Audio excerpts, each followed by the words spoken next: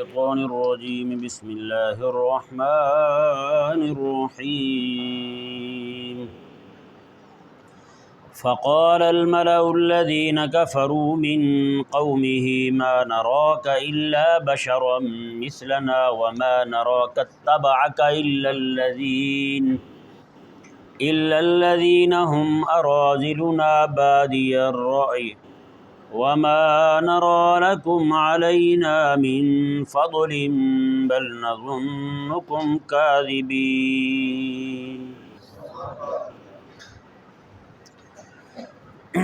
اس آیہ مبارکہ میں اور اس سے پچھلی آیہ مبارکہ میں اللہ تبارک و تعالی نے حضرت سیدنا نوح علیہ نبینا و علیہ السلام کی بعثت کا ذکر فرمایا۔ تو نوح علیہ السلام کو ان کے دعوتی منہج کو بیان کیا گیا۔ آیت نمبر 27 میں حضرت نوح علیہ السلام پر ان کی قوم کی طرف سے جو اشکالات تھے ان کو ذکر کیا گیا کہ ان کی قوم کی طرف سے کیا اشکالات تھے۔ تو ان اشکالات کا ذکر آپ کے سامنے تفصیلاً ہو چکا۔ آج اس آیہ مبارکہ کے آخری حصے کے متعلق کچھ عرض کیا جائے گا۔ نوح علیہ السلام کی قوم کے سرداروں نے، وڈیروں نے، جو اس وقت کے چودھری کہلاتے تھے، انہوں نے نوح علیہ السلام کو کہا کہ وما نراک اتبعک الا الذین هم اراذلنا بادی الرأی۔ اس سے پہلے انہوں نے کہا کہ ما نراک الا بشرا مثلنا، ہم دیکھتے ہیں آپ تو ہمارے جیسے بشر ہی ہیں، آپ ہمارے جیسے بشر ہی ہیں۔ یعنی ان کے ذہن میں رسالت میں اور بشریت میں منافات تھی۔ یعنی وہ کہتے تھے کہ بشریت اور رسالت دونوں جمع نہیں ہو سکتے۔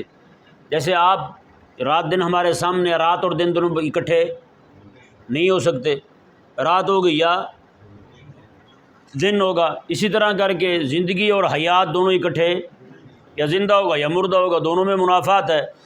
اسی طرح کر کے تمام بہت ساری چیزیں ہیں جن میں یہ منافات ہوتی ہے۔ انہوں نے یہی کہا، انہوں نے کہا رسالت اور بشریت دونوں برابر کیسے ہو سکتے ہیں؟ ایسا ہو ہی نہیں سکتا کہ رسالت اور بشریت ایک جگہ جمع ہو جائیں، نعوذ باللہ من ذالک۔ یہاں پر روک کر یہ ان کافروں کا نظریہ تھا کہ رسالت اور بشریت دونوں جمع نہیں ہو سکتے۔ ایک مسئلہ ضروری عرض کرنا چاہتا ہوں۔ ہمارے اہل سنت کے نزدیک کریم آقا صلی اللہ علیہ وسلم جو ہیں، آپ بشر بھی ہیں اور نور بھی ہیں، بشر بھی ہیں اور نور بھی ہیں۔ جو بندہ کریم آقا صلی اللہ علیہ وسلم کی بشریت کا انکار کرتا ہے وہ بندہ کافر ہے۔ کیا ہے وہ؟ ذرا زور سے بولیں۔ کافر ہے جو آقا علیہ السلام کی بشریت کا انکار کرتا ہے۔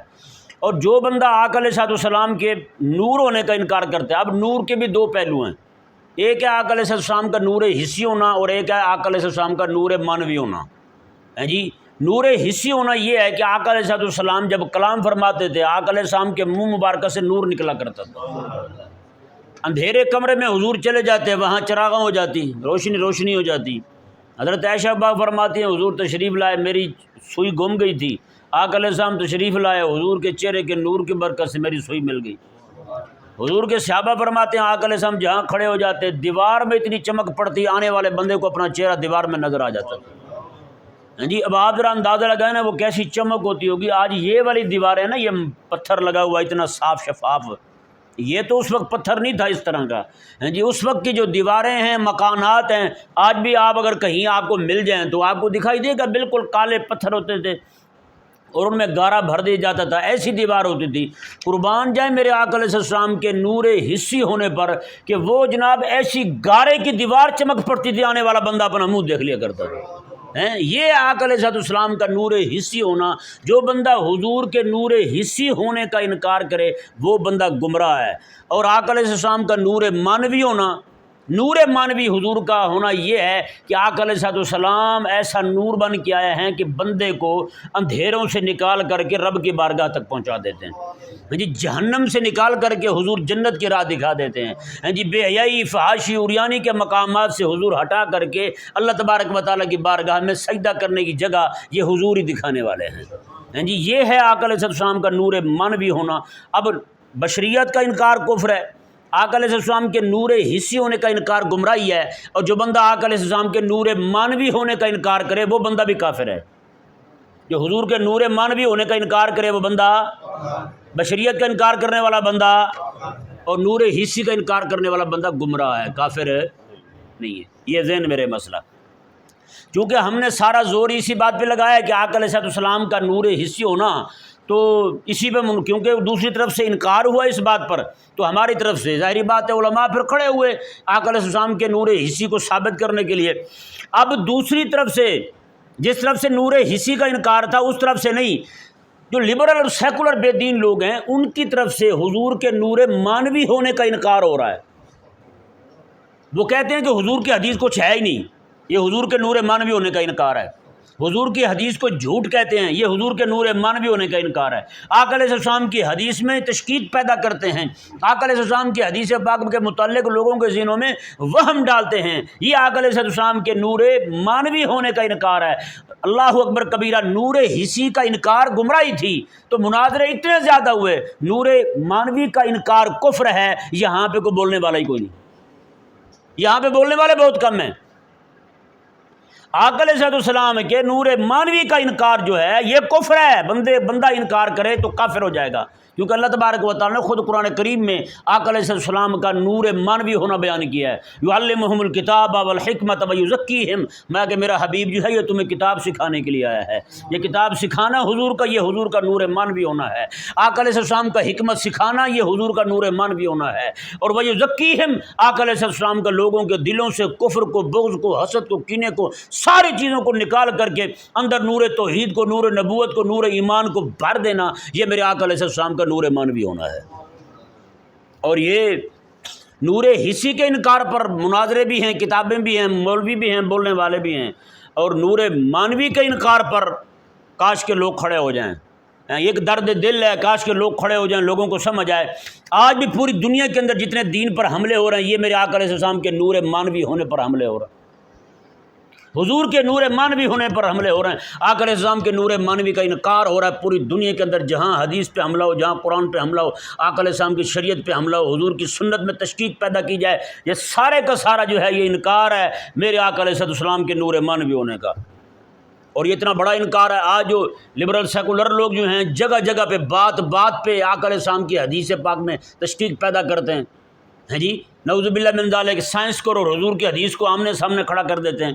دیکھو جی سائنس تو یہ کہہ رہی ہے اور حدیث یہ کہہ رہی ہے، لہٰذا حدیث کو چھوڑ دو، کیونکہ سائنس جو ہے یہ مشاہداتی چیز ہے، حدیث کا انکار کر دو۔ نعوذ باللہ، یہ تو سر عام ہو رہا ہے، جگہ جگہ ہو رہا ہے، کالجوں میں، یونیورسٹیوں میں انکار ہو رہا ہے میرے آقا علیہ السلام کے نور مانوی ہونے کا۔ یار اتنا بڑا فتنہ ہے میرے آقا علیہ السلام کے نور مانوی کے انکار کا، لیکن اس انکار کے رد پر نہ رد کرنے والے دکھائی دیتے ہیں، نہ اس پر کوئی کتابیں دکھائی دیتی ہیں، نہ اس پہ جناب کوئی بندہ بولنے والا دکھائی دیتا ہے۔ مناظرین کی بھرمار ہے، آپ تھوڑی سی کو بات کر کے دیکھ لیں، مشرق مغرب سے، شمال جنوب سے، مختلف ملکوں سے، باہر سے، اندر سے، ہر طرف سے جناب مولوی ایسے آئیں گے جناب لگے گا پتہ جیسے اسلام کی بنیاد ہلا دی گئی ہے۔ لیکن میرے آقا علیہ السلام کے نور مانوی ہونے کا انکار جو ہے نا، یہ تو قرآن کی بنیادوں کو ہلا رہا ہے۔ ظاہری بات ہے، میرے آقا علیہ السلام کے نور مانوی ہونے کا انکار جو ہے، جب حضور کے نور مانوی ہونے کا انکار ہوگا تو قرآن کو کہاں مانا اس بندے نے؟ یار قرآن کو کہاں مانا اس نے؟ قرآن کا انکار ہو گیا سیدھا۔ جب قرآن کا انکار ہو گیا تو اللہ تبارک و تعالیٰ کا انکار ہو گیا۔ اللہ تعالیٰ علیہ السلام کے نور مانوی ہونے کا انکار جو ہے یہ بہت سارے ایسے سمجھے کہ کفروں کا گڑھ ہے، یہ انکار جو ہے یہ کفروں کا گڑھ ہے، اور یہ وہ کفر ہے، یہ وہ نقصان ہے، یہ وہ فتنہ ہے جس کو سمجھنے کے قریب نہیں آ رہے ہم۔ کاش کہ ہمارا دماغ جو ہے نا وہ بیدار ہو اور ہم سمجھیں، اور ہم اپنی ضرورت کو سمجھیں، ہم اپنی جو ہے نا اس مسئلے کی نوعیت کو سمجھیں، اس مسئلے کی اہمیت کو سمجھیں کہ ہم کھڑے کس طرف ہیں، ہم کس جگہ جا رہے ہیں، کس جانب جا رہے ہیں۔ بات پہ مناظرے کے چیلنج دینے والے، ادھر ادھر بھاگنے والے، میرے آقا علیہ السلام کے نور مانوی ہونے کا انکار اتنا بڑا انکار ہے، آقا علیہ السلام کی بشریت کا انکار اور حضور علیہ السلام کے نور مانوی ہونے کا انکار، دونوں کا انکار یکساں ہے۔ وہ بھی کافر ہے، یہ بھی کافر ہے بندہ انکار کرنے والا۔ تو اللہ تبارک و تعالی ہمیں سمجھنے کی توفیق عطا فرمائے۔ تو یہ مسئلہ ضمناً آ گیا کہ انہوں نے کہا تھا حضرت نوح علیہ السلام کو، آپ بھی بشر ہیں، ہم بھی بشر ہیں، تو آپ رسول ہو گئے، ہم کیوں نہیں ہوئے؟ اگر بشر ہونا رسول ہونا ہے تو پھر ہم بھی بشر ہیں، ہم بھی رسول ہو جاتے ہیں۔ تو یہی بات انہوں نے میرے آقا علیہ السلام کو کی تھی کہ آپ تو ہمارے جیسے ہیں۔ مزاج چونکہ ایک تھے نا، کفر جو ہے نا، کفر، پانی جہاں بھی ڈالیں گے نیچے سے پودے نکلیں گے، ہے یا نہیں؟ بیج ڈال کے پانی ڈالیں گے پودے نکلیں گے نا۔ اور یہی بیج ڈال کے آدم علیہ السلام کے دور میں بھی بیج ڈالتے تھے، پانی ڈالتے تھے، پودا نکل آتا تھا۔ نوح علیہ السلام کے دور میں بھی ایسا تھا، موسیٰ علیہ السلام کے دور میں بھی ایسا تھا، میرے آقا علیہ السلام کے زمانہ مبارکہ میں بھی ایسا تھا، اور آج بھی ایسا ہے، قیامت تک یہی ہوتا رہے گا۔ اس وقت جو کفر کا پانی جہاں پڑتا تھا وہاں سے کفر کی گندگی نکلتی تھی۔ حضرت نوح علیہ السلام کے دور میں وہی کفر کا پانی پڑنے سے گندگی نکلتی تھی، میرے آقا علیہ السلام کے زمانہ مبارکہ میں وہی کفر کا پانی پڑنے سے گندگی نکل رہی ہے آج ہمارے زمانے میں، اور قیامت تک یوں ہی نکلتا رہے گا۔ مزاج ایک ہے نا، جو پانی کا مزاج ہے، پانی ہر دور میں ایک ہی طرح کی شے ظاہر کرے گا، اور اسی طرح کفر جو ہے وہ ہر دور میں ایک ہی طرح کی چیز ظاہر کرے گا، اور ایمان جو ہے یہ ایمان بھی ہر دور میں ایک ہی طرح کی شے ظاہر کرے گا۔ اللہ تعالیٰ نے قرآن کریم میں یہی مضمون بیان فرمایا، وَقُلُوہا دائم، فرمایا اللہ تبارک و تعالیٰ نے یہ جو کلمہ ہے نا، کلمہ فرمایا یہ وہ کلمہ ہے، اس کا وہ پھل ہے، میں اس کا پھل ہمیشہ جاری رہتا ہے، اس کا پھل ہمیشہ ایک ہی جیسا نکلتا ہے۔ وہ کون سا ہوتا ہے؟ غیرت ایمانی والا، حمیت ایمانی والا، ہیں جی۔ جس بات پہ ابو بکر صدیق کو غصہ آتا تھا اسی بات پہ ممتاز قادری کو غصہ آیا ہے، جس بات پہ حضرت عمر رضی اللہ تعالیٰ کی تلوار باہر آئی تھی اسی بات پہ تلوار حضرت غازی الدین شہید کی باہر آئی ہے۔ نہیں سمجھ آیا مسئلہ؟ ہیں جی، اگر کفر کی گندگی ہو تو پھر جو بکواس جناب ابو جہل کرتا تھا، جو ابو لہب کرتا تھا، وہ راجپال کرتا تھا، وہ آج کل کے شیطان تصویر کر رہے ہیں اور اس جیسے کافر کر رہے ہیں۔ یہ ایمان کے پانی کی اور کفر کے پانی کی دونوں کی جو ہے نا وہ ایسے سمجھیں اثر ایک جیسا ہے۔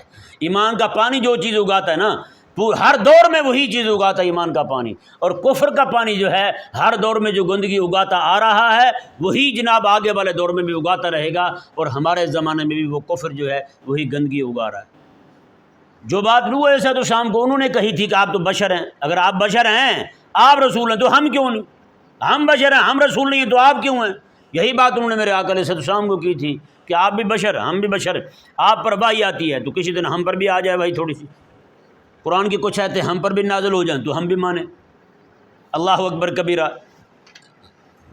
اللہ تبارک و تعالیٰ نے ارشاد فرمایا، ان کا دوسرا اشکال جو ہے وہ یہ ہے کہ وَمَا نَرَاكَ اتَّبَعَكَ إِلَّا الَّذِينَ هُمْ أَرَاذِلُنَا بَادِيَ الرَّأْيِ۔ انہوں نے کہا ہم دیکھتے ہیں کہ آپ جو ہیں، آپ کی پیروی کرنے والے ہم میں سے وہ گھٹیا قسم کے لوگ ہیں جو ہمارے گھروں میں کام کرتے ہیں، جن کو ڈھنگ کی روٹی میسر نہیں، جن کو رہنے کے لیے چھت میسر نہیں، جن کو پہننے کے لیے کپڑے ڈھنگ کے میسر نہیں ہیں، وہ اگر آپ کے پاس آ کر بیٹھ گئے ہیں تو یہ آپ کے سچے ہونے کا معیار تھوڑی ہے، یہ آپ کے رسول ہونے کا معیار تھوڑی ہے۔ ہاں ہم تو تب مانیں آپ کو کہ ہم میں سے کوئی بندہ آپ کے ساتھ آ کے بیٹھ جائے، ہم میں سے کوئی بندہ آ کے آپ کی پیروی کر لے تو ہم مانیں بھی واقعی آپ حق والے ہیں۔ بھائی آپ کے پاس آپ جو دعوت لے کر آئے ہیں وہ دعوت جو ہے وہ عظیم دعوت، آپ جو دعوت لے کر آئے ہیں وہ اللہ تعالیٰ کی طرف سے دی ہوئی دعوت ہے۔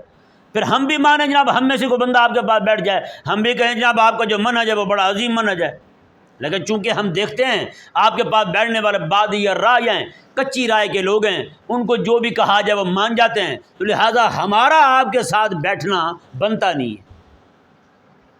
انہوں نے نوح علیہ السلام کو کہا ہم آپ کے پاس بیٹھنے کو تیار ہیں، ان کو اگر بھی اٹھا دیں اپنی بارگاہ سے، یہ آپ کے پاس نہ بیٹھیں تو ہم آپ کے پاس بیٹھیں گے، کیونکہ ہم ہیں پیسے والے، ہم ہیں جداد والے، ہم ہیں زمینوں والے، یہ ہوئے غریب، یہ ٹھہرے مسکین ضعفاء، تو ہمارا ان کے ساتھ بیٹھنا بنتا نہیں ہے۔ اگر ہم ان کے ساتھ آپ کے پاس بیٹھ گئے تو یہ ہمارا سٹیٹس جو ہے نا وہ قائم نہیں رہے گا، ہاں یہ تو ہمارے ساتھ پھر فری ہو جائیں گے۔ اللہ اکبر کبیرہ۔ یہ نعوذ باللہ من ذالک ان کا ذہن تھا اس وقت کے لوگوں کا جو نوح علیہ السلام کے دور میں تھے کہ اہل دین جو ہیں وہ گھٹیا قسم کے لوگ ہوتے ہیں، اور ہمارے پاس چونکہ چار پیسے ہیں، ان کی نگاہ کے اندر معیار دنیا تھی۔ معیار کیا تھی؟ دنیا تھی، جبکہ اللہ تبارک و تعالیٰ کے ہاں معیار کیا ہے؟ وہ دین ہے۔ اللہ کے ہاں معیار کیا ہے؟ وہ ایمان ہے۔ اللہ کے ہاں معیار کیا ہے؟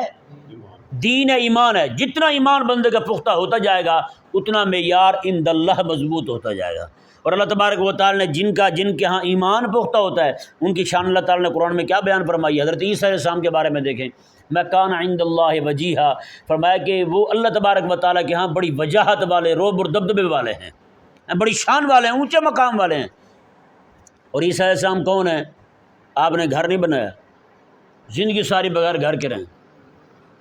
ایک دن جو ہے نا حضرت اسرائیل علیہ السلام نے پوچھ لیا آپ سے، عیسیٰ علیہ السلام سے کہ حضرت آپ گھر کیوں نہیں بناتے؟ آپ نے میں جس کے پیچھے تو چڑھا ہو، جس کے پیچھے تو لگا ہوا ہو، وہ گھر بنا کے کرے گا کیا؟ کسی وقت ہی تجھے حکم ہو اور تو جناب روح نکال لے تو پھر گھر بنانے کا فائدہ ہی کیا ہے؟ اللہ اکبر کبیرہ، زندگی ساری۔ اور حضرت عیسیٰ علیہ السلام کے پاس دو چیزیں تھیں، ایک کنگا تھا، ایک پیالہ تھا۔ پیالہ پانی پینے کے لیے، کنگا جو ہے وہ داڑھی مبارکہ میں بال مبارکہ کو درست کرنے کے لیے۔ ایک دن آپ نے دیکھا کہ بندے کو وہ اس طرح کر رہا ہے، آپ نے ایسے اسے میں نے ایسے اٹھایا ہوا ہے، وہ آپ نے کسی فقیر کو دے دیا۔ ایک دن ایک بندے کو دیکھا وہ نہر سے پانی پی رہا ہے اس طرح اپنا چلو بھر کے، تو حضرت عیسیٰ علیہ السلام نے وہ پیالہ بھی کسی کو دے دیا۔ تو میں نہیں بھی آج کے بعد یہ پانی بھی ہم ایسے پئیں گے اور کنگا بھی اپنے ہاتھوں سے کر لیں گے، یعنی یہی انگلیاں جو ہیں یہ اس طرح کریں گے تو کنگے کا کام کریں گی، اس طرح جوڑ لیں گے تو یہ پیالے کا کام کریں گی۔ تو اللہ تبارک و تعالیٰ نے اتنا بڑا کرم کر رکھا ہے، علیحدہ سے بوجھ اٹھانے کا فائدہ ہی کیا ہے؟ یہ وہ عیسیٰ علیہ السلام ہیں جن کے پاس دو چیزیں تھیں وہ بھی دے دی، تو اللہ تبارک و تعالیٰ فرماتا ہے کان عند اللہ وجیہا، اللہ کے ہاں بڑی شان والا بندہ ہے یہ۔ اندازہ تو لگائیں یار۔ تو یہ دنیا والے لوگ جو ہیں چار پیسے آ جائیں تو اسی کو سمجھتے ہیں بڑا معیار ہے یار، بڑا کامیاب بندہ ہے۔ کامیابی یہ نہیں ہے، کامیابی یہ ہے کہ نوکر جو ہے نا اپنے مالک کو راضی کر لے، بس۔ غلام جو ہے نا اپنے آقا کو خوش کر لے، یہ کامیابی ہے۔ پیسے آ جانا، گاڑیاں آ جانا، بنگلے آ جانا، پیسے کی ریل پہ لو، یہ کوئی کامیابی نہیں ہے۔ یہ کامیابی فرعون کی نگاہ میں ہو سکتی ہے، نمرود کی نگاہ میں ہو سکتی ہے، شداد کی نگاہ میں ہو سکتی ہے، باقی دنیا داروں کی نگاہ میں ہو سکتی ہے، لیکن مصطفیٰ کریم علیہ السلام کے رب کی بارگاہ میں یہ کامیابی اللہ اکبر کبیرہ۔ تو انہوں نے حضرت سیدنا نوح علیہ السلام کو کہا۔ اب دیکھیں جی، یہ ہر دور میں یہی کہا جاتا ہے، نعوذ باللہ من ذالک، اہل دین کو گھٹیا سمجھا جاتا ہے۔ آج بھی یہ دنیا دار قسم کے لوگ ہیں، ان کے پاس بیٹھ جائیں آپ، ان سے پوچھیں یار مدارس والے لوگ جو ہیں انہوں نے یہی کہنا ہے گھٹیا لوگ ہیں، یہ کمینے لوگ ہیں، یہ نعوذ باللہ من ذالک، ایسے الفاظ ہم نے ان کے منہ سے سنے۔ ناکام ترین زندگی گزارنے والے لوگ ہیں یار۔ ناکام ترین لوگ کون ہیں؟ مدرسے والے، جو بچے پڑھنے والے ہیں، قرآن پڑھنے والے ہیں۔ ان کو دقیانوسی سے ان کا مالک کہیں گے۔ اللہ اکبر کبیرہ۔ میرے آقا علیہ السلام پتہ ہے کیا اللہ تعالیٰ خود قرآن میں فرماتا ہے، میں قیامت کا دن ہوگا، اللہ تبارک و تعالیٰ کی بارگاہ میں حضور شکایت کریں گے، وقال الرسول یا رب ان قوم اتخذوا هذا القرآن مہجورا۔ آقا علیہ السلام رب کی بارگاہ میں کہیں گے مولا یہ ہے وہ میری قوم جنہوں نے تیرے قرآن کو چھوڑ دیا تھا، انہوں نے تیرے قرآن کو چھوڑ دیا تھا۔ اب بتائیں، ایک قرآن کو چھوڑنا یہ ہے کہ قرآن پہ ایمان ہی نہ لائے بندہ، یہ قرآن کو چھوڑنا ہے، اور دوسرا قرآن کو چھوڑنا جو ہے وہ یہ ہے کہ میرے آقا علیہ السلام نے فرمایا، یہ حدیث پاک امام قرطبی رحمہ اللہ نے اپنی کتاب تفسیر قرطبی میں نقل فرمائی ہے، الجامع لاحکام القرآن میں۔ آپ فرماتے ہیں راوی اس حدیث پاک ہے حضرت انس رضی اللہ تعالیٰ عنہ، آپ فرماتے ہیں میرے کریم آقا علیہ السلام نے ارشاد فرمایا، جو بندہ قرآن پاک کو حفظ کر لے، قرآن پاک کو پڑھ لے، یاد کر لے، دیکھ کے یا زبانی دونوں طرح سے، فرمایا کہ پھر قرآن کو رکھ دے اوپر کر کے، میں کہ لم یتعاہد، پھر قرآن کو دیکھے ہی نہ، قرآن کی طرف توجہ ہی نہ کرے۔ میرے آقا علیہ السلام نے ارشاد فرمایا قیامت والے دن جب وہ بندہ آئے گا قبر سے نکل کر کے تو قرآن اس کے گلے میں لٹکا ہوا ہوگا، قرآن اس کے گلے میں لٹکا ہوا ہوگا، اور رب تبارک و تعالیٰ کی بارگاہ میں عرض کرے گا اک دے بینی و بینا، یعنی فقد اک دے بینی و بینا، مولا آج اس کے اور میرے درمیان تو ہی فیصلہ فرما دے، اس بندے نے مجھے پڑھا تھا، پڑھنے کے بعد اس نے مجھے چھوڑ دیا تھا، اس نے مجھے چھوڑ دیا تھا۔ بتائیں آج کتنے لوگ ہیں جن کو والدین نے قرآن حفظ کروایا، بچے قرآن کو دیکھتے کوئی نہیں، کتنے بچے ہیں جن کے والدین نے ان کو قرآن پاک ناظرہ پڑھایا، وہ قرآن پاک کو دیکھتے کوئی نہیں۔ آج نئی مصیبت آ گئی ہے، میرے بچے نے 5 بار قرآن پڑھ لیا ہے، اب پڑھنے کی کیا ضرورت ہے بھائی؟ ایک جگہ بیٹھے ہوئے تھے تو ایک دوست جو ہیں وہ کہنے لگے میرے بیٹے نے 5 بار قرآن پاک پڑھ لیا ہے۔ میں نے کہا جی اب بھی پڑھتا ہے نہیں پڑھتا؟ کہتے نہیں جی وہ تو 2 سال ہو گئے، 5 بار پڑھ لیا، اتنا کافی ہے اس کو۔ بتائیں 5 بار پڑھ لیا وہی کافی ہے۔ جب اماں مرتی ہے ابا مرتا ہے، مدرسے سے بلائیں جی، کرائے کے مولوی بلائیں اور ان کو کہیں کہ ہمارے دادے کو بخشوا دیں، ہمارے ابے کو بخشوا دیں۔ بھائی تجھے کیا ہوا ہے، تو رب تبارک و تعالیٰ کا قرآن نہیں پڑھ سکتا؟ اور ایسے لوگ بلا کے بچوں کو، بچے پڑھ رہے ہوتے ہیں، یہ خود جناب فن خواہ بن کے کبھی ادھر گھوم رہے کبھی ادھر گھوم رہے، ان کو وہاں بھی قرآن اٹھانے کی توفیق نہیں ہوتی۔ اب بتائیں نا یار، جس کا ابا مرا ہے اس کو خود رونا نہیں آ رہا تو باہر سے بلوائے گا رونے والے، کیسے روئیں گے وہ؟ پھر وہ روئیں گے نہیں نا، روئیں گے۔ تو جس بندے کا اپنا ابا مرا ہے، جو اتنی جائیداد دے گیا، مال دے گیا، دنیا میں آنے کا سبب بنا ہے، پڑھا گیا، سارا کچھ کر گیا ہے، اگر اس کو توفیق نہیں ہو رہی اپنے ابے کے لیے قرآن پڑھنے کی، جو آئے بیٹھے ہیں وہ صحیح پڑھیں گے ہیں؟ وہ بھی قرآن پاک کھول کے بیٹھے ان کو کوس رہے ہوں گے ہیں، الو کے پٹھے ادھر ادھر گھوم رہے ہیں، پانی نہیں لا رہا ہے، چائے نہیں لا رہا ہے، مصری الائچی نہیں رکھ رہا ہے، وہ بھی پھر یہی کہیں گے۔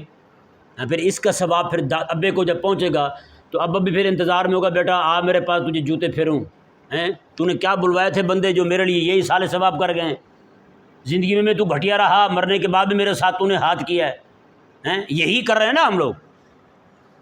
تو بھائی خود بھی ذرا زبان ہلانی سیکھیں نا، ہم خود بھی ذرا پڑھنا سیکھیں، تاکہ ہمارا ابا جب دنیا سے رخصت ہو تو ہم خود پڑھنے والے ہوں۔ حالانکہ ہونا تو یہ چاہیے اس وقت جو ہے وہ ضروری ہے، پہلے تو خلیفہ کے لیے حکم تھا نا، خلیفہ جنازہ پڑھائے، اب چونکہ وہ والا نظام نہیں رہا تو اب سب سے پہلا حق پتہ کس کا جنازہ پڑھانے کا؟ بیٹے کا، بیٹے کا حق ہے۔ آپ حیران ہوں گے، سن 2005-06 کی بات ہے، ایک جگہ عالم صاحب بیان کر رہے تھے، وہ کہنے لگے کہ میں ایک جگہ جنازہ پڑھانے گیا، ایک لڑکا سکول پیدا ہوا تو سکول ڈال دیا انہوں نے، 3 سال کی عمر میں چلے جاتے نا بچے، سکول چلا گیا، پڑھتے پڑھتے جناب وہیں سے انگریزی پڑھتا پڑھتا یونیورسٹی میں گیا، وہاں سے جناب امریکہ چلا گیا، وہاں سے جب واپس آیا ابا کچھ دنوں بعد مر گیا، تو وہ مولوی صاحب کہنے لگے، مولانا صاحب کہنے لگے، مجھے الگ بلا کے کہنے لگے، حضرت پینٹ پہنی ہوئی ہے میں نے، ہیں جی، اور یہ پینٹ بڑی قیمتی ہے، نماز تو ایسے پڑھیں گے نیچے تو سجدہ کروں گا، کوئی مسئلہ تو نہیں ہوگا، کپڑے خراب ہو جائیں گے میرے، کھڑے کھڑے پڑھ لوں۔ اب اس بیچارے کو کون بتایا کہ اس میں تو سجدہ ہوتا ہی کوئی نہیں ہے، تو ایسے گھبرا رہا ہے۔ اللہ اکبر، یعنی کہ ایسی کیفیت ہو چکی ہے کہ جنازہ ابے کا پڑھ رہے ہیں اور پتہ ہی کوئی نہیں۔ میرے ایک دوست ہیں، وہ یہیں وارث کالونی میں رہتے ہیں، انہوں نے مجھے خود بتایا، وہ ایک جگہ گئے ہوئے تھے تو 5-7 جنے تھے، یعنی کہ سارے عالم ہی تھے، تو وہ کہتے ہیں کہ ایک لڑکا جو نا باہر سے پڑھ کے آیا تو وہ دروازے کے باہر بڑا پریشان کھڑا ہے، ان کو دیکھ کے کہنے لگا، وہ نا میرے ڈیڈ فوت ہو گئے ہیں تو ان کی پوٹی نکل گئی تھی، تو میں نے ان کو کھینچ کے واش روم میں ڈال دیا ہے، تو اب جو ہے نا وہ کچرے والے کو بلانا ہے، وہ لے جائے آ کے۔ بتائیں، یہ اس عالم دین نے مجھے خود واقعہ بتایا، یہ بندہ خود وہیں شامل تھا۔ وہ کہتا ہے پھر ہم نے اس لڑکے کو نکالا وہاں سے، اس لڑکے کے ابے کو نکالا ہم نے، اس کو غسل دیا، اس کو کفن منگوا کے دیا، پھر اس کا جنازہ پڑھایا، اس کی تدفین کروائی۔ بتائیں، قرآن کو چھوڑنے کا انجام پتہ کیا ہے؟ وہ یہی انجام ہے جو میں آپ کے سامنے رکھ رہا ہوں، یہ ہے انجام رب تبارک و تعالیٰ کے قرآن کو چھوڑنے کا۔ فرمایا میرے آقا صلی اللہ علیہ وسلم نے، جو بندہ قرآن پاک کو پڑھے، زبانی یاد کر لے یا حفظ کر لے، اس کے بعد قرآن کو رکھ دے، فرمایا کہ وَلَمْ يَنْظُرْ إِلَيْهِ، قرآن کو دیکھے ہی نہ۔ میرے آقا علیہ السلام نے، میں قرآن کریم قیامت والے دن اس کے گلے میں لٹکا ہوا آئے گا اور کہے گا رب تبارک و تعالیٰ کی بارگاہ میں، مولا آج میرے اور اس کے درمیان فیصلہ کر دے، یا جس قرآن نے شفاعت کرنی تھی وہی قرآن اگر ہمارا خلاف کھڑا ہو گیا تو کیا بنے گا قیامت والے دن؟ بتائیں، وہی قرآن ہی ہمارے خلاف کھڑا ہوگا، ایک دے بینی و بینہ، اس کے اور میرے درمیان فیصلہ کر دے۔ آج بتائیں، فیس بک کو تو ہم اتنا دیکھتے ہیں، قرآن کو بھی دیکھتے ہیں ہم، ٹی وی کو تو ہم روز دیکھتے ہیں، بلا ناغہ دیکھتے ہیں، ہماری مائیں بہنیں بیٹیاں روزانہ ٹی وی پہ کپڑا مارتی ہیں، قرآن پاک کو بھی کبھی دیکھا ہم نے؟ کبھی پوچھا ہم نے قرآن کا کیا بنا؟ تو یہ وقال رسول یا رب ان قوم اتخذوا، دیکھیں 2 گواہیاں آ گئیں، ایک رب تعالیٰ کا قرآن فرما رہا ہے، قیامت والے دن آقا علیہ السلام کھڑے ہوں گے، مولا یہ وہ میری قوم ہے جنہوں نے تیرا قرآن چھوڑ دیا تھا۔ اب یہ نہیں ہو سکتا کہ امت جو ہے وہ قرآن کے ساتھ کرے غداری اور حضور پھر بھی اس کی شفاعت کریں، یہ نہیں ہو سکتا۔ میرے آقا علیہ، ایک طرف امت ہو جو قرآن کو چھوڑے ہوئے، دوسری طرف رب کا قرآن ہو، میرے آقا علیہ السلام رب کے قرآن کے ساتھ کھڑے ہوں گے، یہ ذہن میں رہے مسئلہ۔ یعنی حضور بھی قیامت والے دن کھڑے ہو کہیں یا اللہ انہوں نے قرآن کو چھوڑا تھا، اور قرآن بھی قیامت والے دن کہہ دے ایک دی بینہ و بینہ، بینی و بینہ، یا اللہ اس کے اور میرے درمیان فیصلہ کر دے، اس نے مجھے چھوڑ دیا تھا، کیا بنے گا؟ جی آج ہمیں اہل قرآن جو ہیں وہ بھی گھٹیا لگیں، قرآن پڑھنے والے، قرآن پڑھانے والے، نماز پڑھنے والے، نماز پڑھانے والے ہمیں گھٹیا لگیں ہیں، اور ہم چاہتے ہیں جناب ہمیں موت جب وہ جنت البقیع میں آئے، یا جنت البقیع میں ایسے لوگ جا کے مر بھی جائیں نا تو وہاں سے نکال دی جاتے ہیں، یہ بھی ذہن میں رہے مسئلہ۔ اللہ تبارک و تعالی ہم سب کو سمجھنے کی توفیق عطا فرمائے۔